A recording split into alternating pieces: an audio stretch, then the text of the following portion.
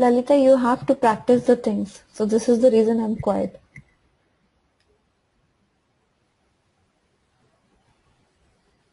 You need to practice for that, Kirti. Okay, and Kathy, yes, I would be explaining it. Just give me a minute, okay?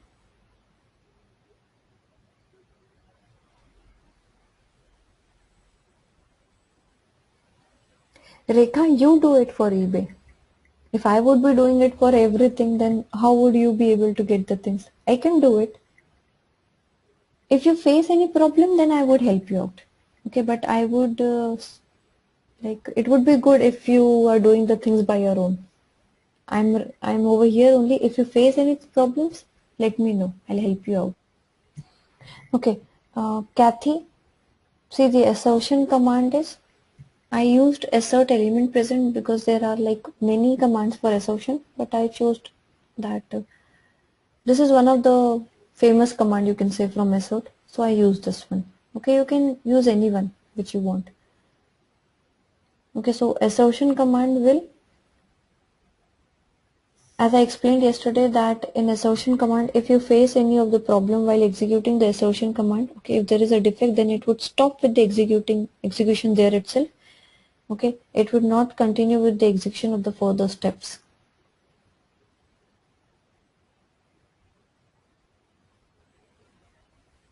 Okay, whereas if you are using the verification command, if I have used the verify element present over here and there was a problem over here, then it should have thrown an error message, okay, but it would have continued with the another steps.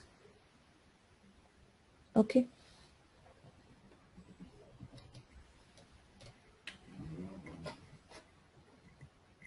okay, so have you all tried? Rekha, it's working, but what was the object for the result? Sorry, what do you mean by that? What was the object for result?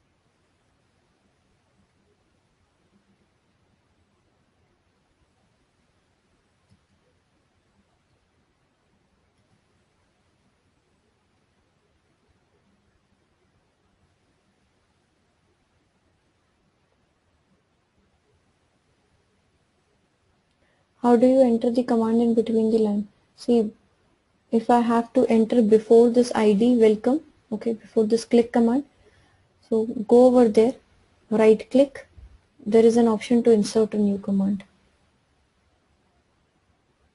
Okay, so via which you can insert a new command.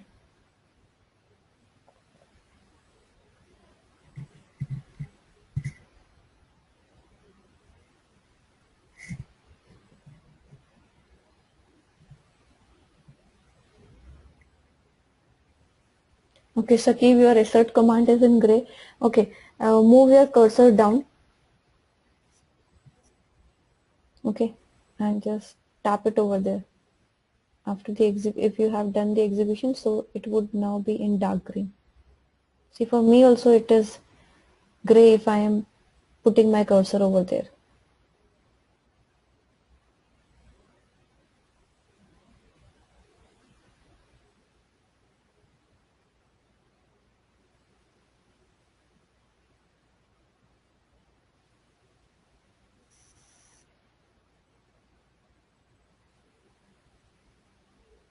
Yeah, it should be dark green.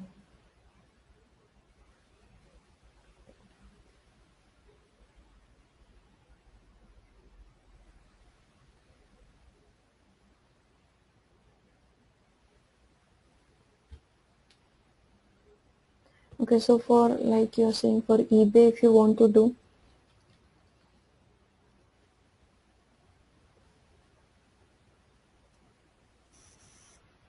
okay, record a test case for this. So I'll go over here to file, the new test case. Okay, start recording. I think I have told you this one yesterday, that if I want to check that whether this text box is present or not. Okay, and if this is present, then we should enter the LED TV over here. Then from the all categories we should select the consumer electronics and then click on to the search button. Okay, so this is what we have recorded from the test case. Okay, replay that just once so that we are sure that it is working properly.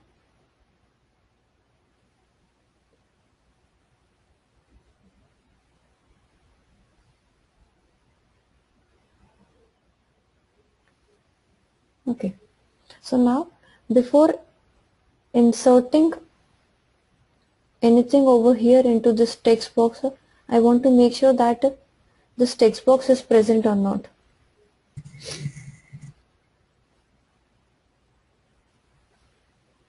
Right? So how you can do that? Again, you need to go to this firebar. Okay. Select that button wherein you can get the, it will help you to inspect the things. Okay. Go over here.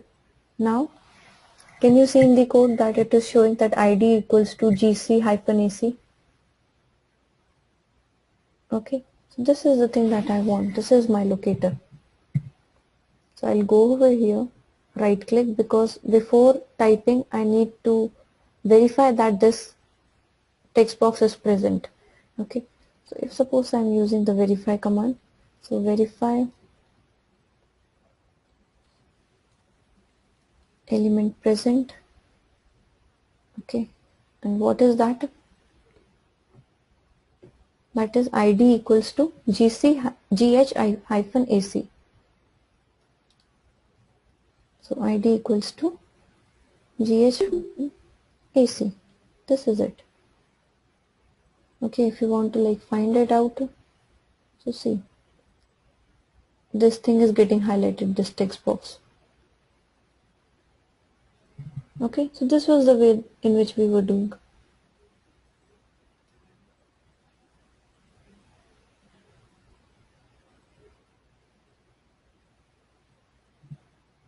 No, Kathy, it would be showing lot many commands.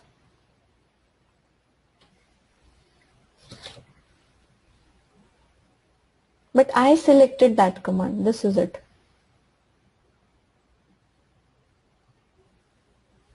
Okay, so did you all tried and are you able to get that?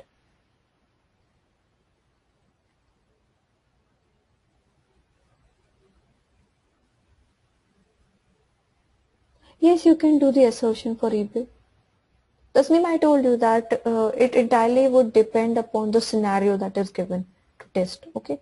So over here, like we don't have any specific scenario, so you can use any of them, either the assertion or either the verification. Okay. Your choice. Okay, Parimala.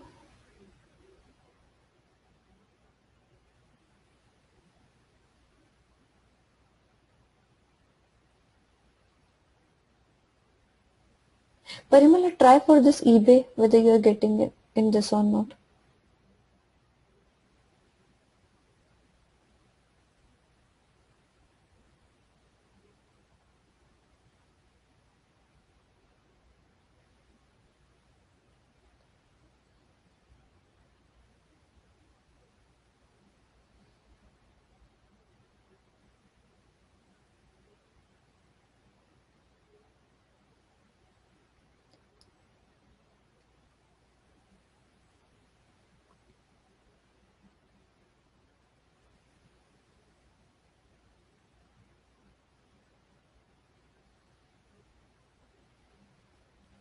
Okay, we need to complete with the other things also today.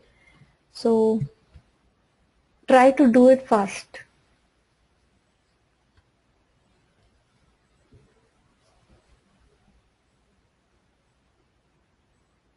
Hasna and Tasneem, I gave the example for Orange HRM also, right? So we were able to do the things in Orange HRM also, see?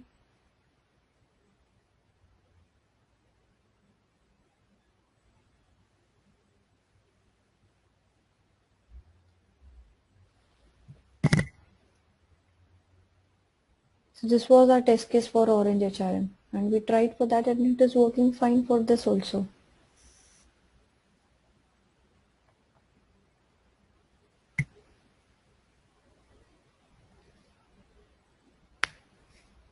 Okay, so I think that you should try by your own, okay, instead of me doing all the things. So try to do it, and if you have any queries, you can just drop down a mail to me anytime. So I'll get back to you all. Okay, so if you're completed with all those things, can we move forward with the other things, because we have to complete the two type of command, we yesterday completed about the verification and the assertion commands.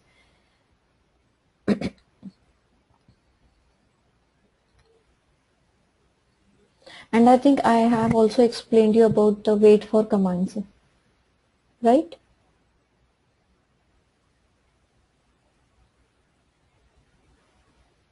So what was the purpose for using the wait for commands?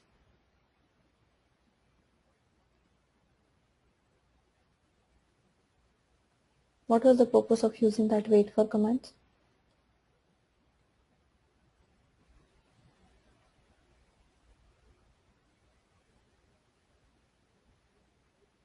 Yes, synchronization. We want to make sure that our application and IDE are working hand in hand with each other. Okay, it should not be the case that my application is too slow and my steps which are, or the script that is recorded over here in the Selenium IDE, it is running too fast. Okay, so in that case the script, though it may be right, but then also it would give a failed test case. Okay, it would be shown as fail, because if the element is not appearing, the page is not getting loaded and my script is running fast, so in that way there would be no matchup between the application and your Selenium IDE. So just to make sure that your Selenium IDE and application, they are working hand in hand, they are synchronized with each other, you should use the wait for commands. Now since over here we are not having any sort of loading problem and all, so we won't be able to do that right now, but on to the applications which take a lot of time due to some or the other reasons, due to the internet speed or maybe due to the load on the application, therein you can use the wait for commands. Now over here also, see, I told you that in Selenium IDE by default also it has certain wait time. Now what is that wait time?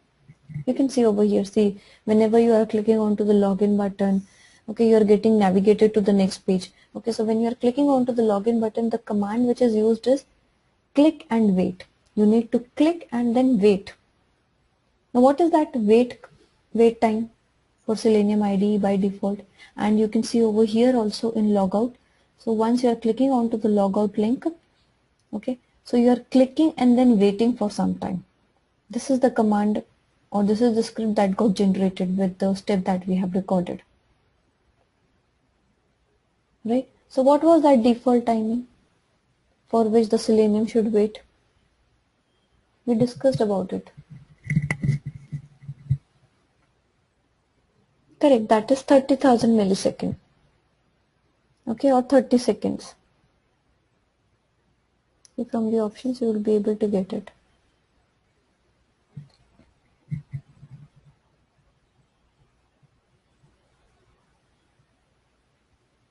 Okay, so by default it would be waiting for 30 seconds, and if your application takes more than 30 seconds, then it would throw an error message because it won't be able to find out this. Suppose say my Orange HRM application, okay, so it took after the login button is being clicked, okay, so it took some 90 seconds or or some 60 seconds to get loaded up. Okay, so my script would be working fast. In that way, I won't be able to find out, the script won't be able actually to find out this add button. Okay, then it would have thrown some error message. Okay, then in that case, what I should do, I can use, like I can insert one more command over here. So I can ask for the wait for. Okay, so what is the thing that I can ask for? Okay, let us, since we are doing for element also only.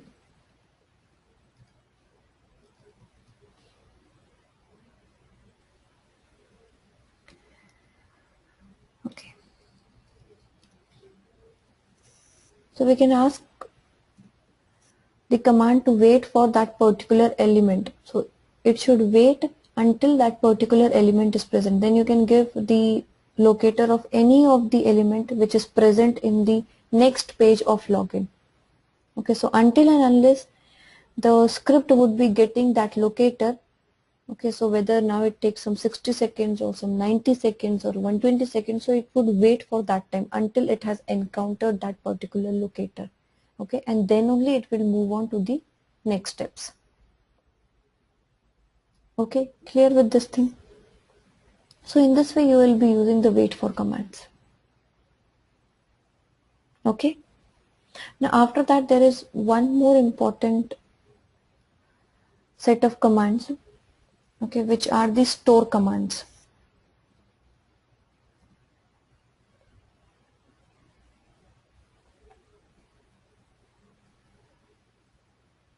Now how you have to use the store commands?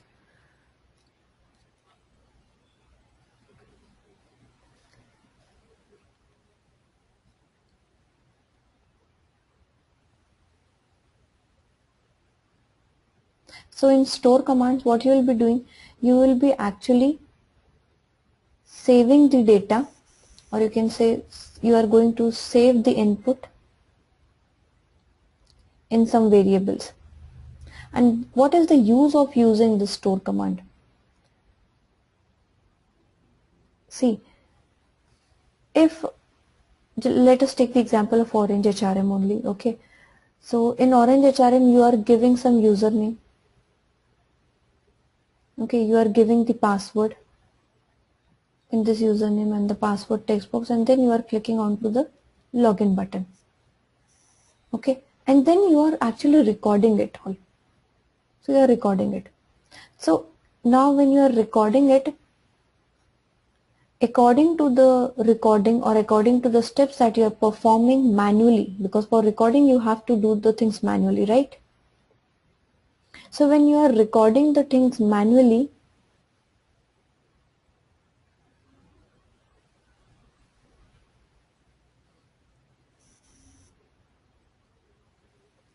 okay, so when you are recording the things manually, you are giving certain inputs over here, okay, as in we were giving admin, okay, and over here also we were giving admin, okay. So when the script was getting generated over here, okay, so in that script also the value part that was coming, okay, so there was some command part, command column, then there was some target, okay, and then there was value column. So under this value only this admin was coming for username text box, and for the password text box also there was some admin that was coming up, okay, because you entered these things over here while actually manually doing the things while recording it. But do you think that does make any sense? Because when you would execute this script, when you are going to replay it back, again it would be entered as admin only. Correct. Now if suppose say I want to check that whether the employee which is being created by the admin, okay, whether the employee which is being added by the admin, whether he is able to get login into the application or not, okay, so if I need to test for that particular thing, again I will have to manually record the things, okay, I will have to give the username, Okay, suppose say like the employee was Vidya. Okay, so again I'll have to manually do the things, record it, and then replay it. So does this replay make any sense? Because every time I'm manually doing the things, right? So what is the use of this automation tool then? What is the use of doing recording? If I'm manually doing, I'm checking it, and my eyes are there, my hands are there, which are checking and inputting the things. Then what is the use of this particular tool? Okay, if I'm giving the hard-coded values over here, if the hard-coded values are getting over here in the script. Okay, so if we are using the tool, we should take out the benefit from that also. Okay, now how you can take the benefit out? By using the store command. So what we are going to do is we are going to save the input that we have to give in certain variables, and at the time of like when we have to use it, we would call these variables. Okay, so we are going to save it in some variables, and then we will be calling the variables. So if I'm calling the variables, indirectly what I'm doing, I'm asking for the input only. Okay, I'm using this input only if I'm calling the variables. Okay, let me show you how this thing needs to be done.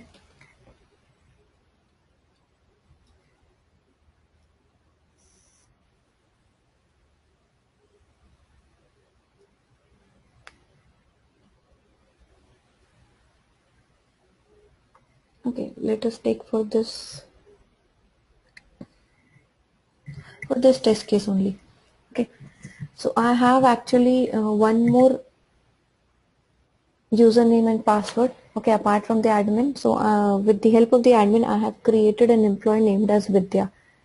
Okay, and I want to check that whether this employee is able to get login into the application or not. So as I told you, if I have to do the things manually, then it does not make any sense. So what I'll do, I'll store these admin also and the Vidya also in some variables. Okay, and how I'm going to do that? So firstly, I'll be inserting a command